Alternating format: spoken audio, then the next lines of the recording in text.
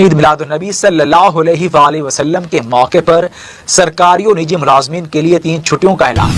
یہ چھٹی ہفتے اور اتوار کے سرکاری ویکینڈ کے ساتھ مل کر طویل ویکینڈ میں تبدیل ہو جائے گی۔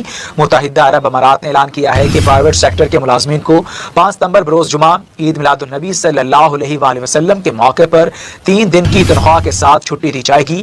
یہ چھٹی ہفتے اور اتوار کی سرکاری ویکینڈ کے ساتھ مل کر طویل ویکینڈ میں تبدیل ہو جائے گی۔ اس سے قبل حکومت نے سرکاری ملازمین کے لیے بھی 5 ستمبر کو تعطیل کا اعلان کیا تھا۔ اس طرح سرکاری اور نجی دونوں شعبوں کے ملازمین کو 3 روزہ چھٹی حاصل ہوگی۔ اماراتی فلکیاتی مرکز کے مطابق ربیع الاول کا چاند 23 اگست کو نظر نہ آنے کے بعد یہ طے پایا کہ ماہ سفر 30 دن کا ہوگا، جبکہ ربیع الاول کا آغاز 25 اگست سے ہوگا۔ اس حساب سے 12 ربیع الاول 5 ستمبر کو ہوگا۔ دلچسپ بات یہ ہے کہ سال سعودی عرب اور UAE میں میلاد النبی صلی اللہ علیہ وآلہ وسلم مختلف دنوں پر منایا جائے گا، کیونکہ سعودی عرب میں چاند 1 دن پہلے دیکھا گیا تھا۔